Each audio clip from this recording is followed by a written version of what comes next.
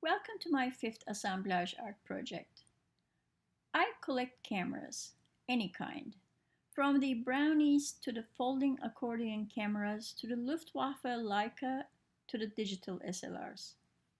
And just recently, I bought this little brownie during our road trip we had to Kansas to see the solar eclipse. I was so excited to find such a beautiful camera for $20 only.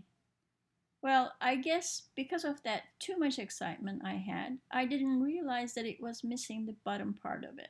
These Star Flash brownies were made by Eastman Kodak Company between 1957 and 1965. So it's 2018 now. And if you ask me, next to all those high-tech fancy cameras we have, this little brownie is still charming and beautiful. Even with a missing bottom lid, that is. With this beauty, it will be the center point of my new project called Still Beautiful. I also bought this little Canon from a thrift store for $4. It doesn't work at all. I needed a digital camera to take apart and use inside mechanism of it, and this tiny Canon was the lucky one to donate its parts for this project. If you were curious to see how inside of a digital camera looks, here it is. This blue crate was destined to be a base, as a frame in a sense, for this project.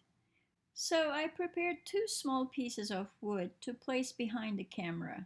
The total thickness of them places the camera right on the edge of the crate. I used this timber oil to stain our gazebo a while back. I love its reddish-brown color. It seems like I left the lid of the stain loosely closed.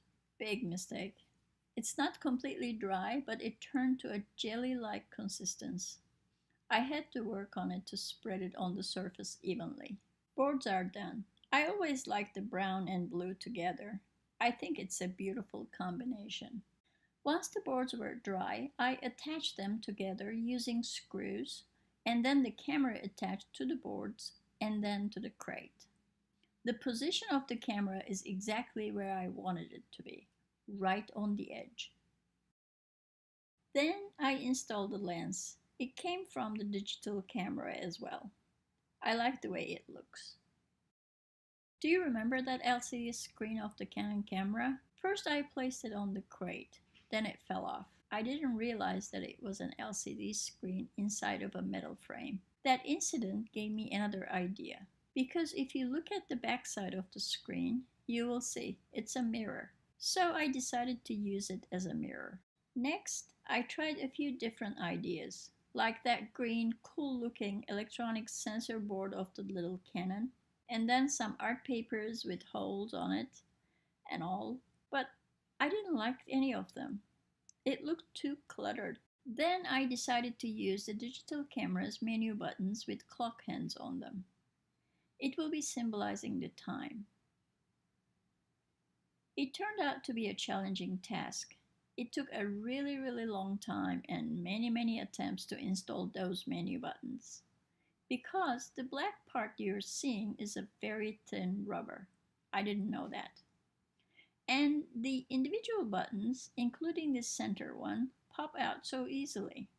As soon as I start drilling the screw, they were popping out. So at the end, the whole black rubber part was crumbled. So I did get rid of it and began installing the buttons individually, with drilling holes at the center and using very tiny nails.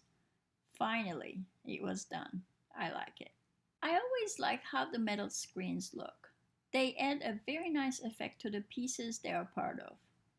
So I decided to add two narrow strips on both sides of the camera as an accent, a nice accent. With a metal cutter scissors, I cut two narrow strips carefully following the straight lines. Then I installed them on the crate with three small nails on each end of the strips on both sides. And here it is. I really think she is still beautiful. Doesn't show its age at all. To all the beauties out there, against all those years, against all the difficulties, hard conditions, and abuse and neglect and being forgotten, you are still beautiful. Thank you for watching.